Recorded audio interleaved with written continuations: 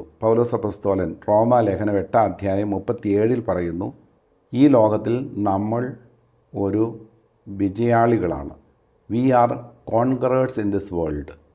Devil cannot conquer us.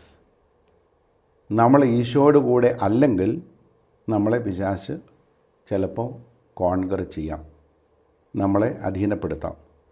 അപ്പോൾ സഭ പഠിപ്പിക്കുന്നത് ഇങ്ങനെയാണ്, ഈ ദുരാത്മാക്കൾ ദൈവം സൃഷ്ടിച്ചതല്ല.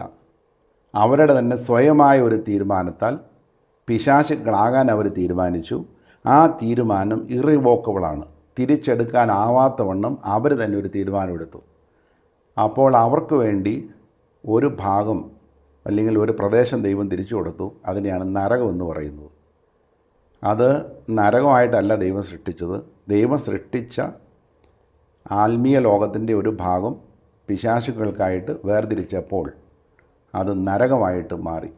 അവിടെ ദൈവത്തിൻ്റെ നന്മകളൊന്നും പ്രവർത്തിക്കാനില്ലാത്തതുകൊണ്ട് അത് അന്ധകാരത്തിൻ്റെയും ഒരു പീഡനത്തിൻ്റെയും സ്ഥലമായിട്ട് സ്വയമായിട്ട് രൂപാന്തരപ്പെട്ടു. ഇനി ഈ പിശാചുക്കളോ അല്ലെങ്കിൽ പിശാചോ ഒരിക്കലും മാനസാന്തരപ്പെട്ട് ദൈവത്തിലേക്ക് വരികയില്ല. ദൈവത്തിൽ നിന്ന് മനുഷ്യരെ ഓരോരുത്തരായിട്ട് എടുത്ത് അവരുടെ ശക്തി വർദ്ധിപ്പിക്കാനായിട്ട് പിശാചുക്കൾ ആഗ്രഹിക്കുന്നു.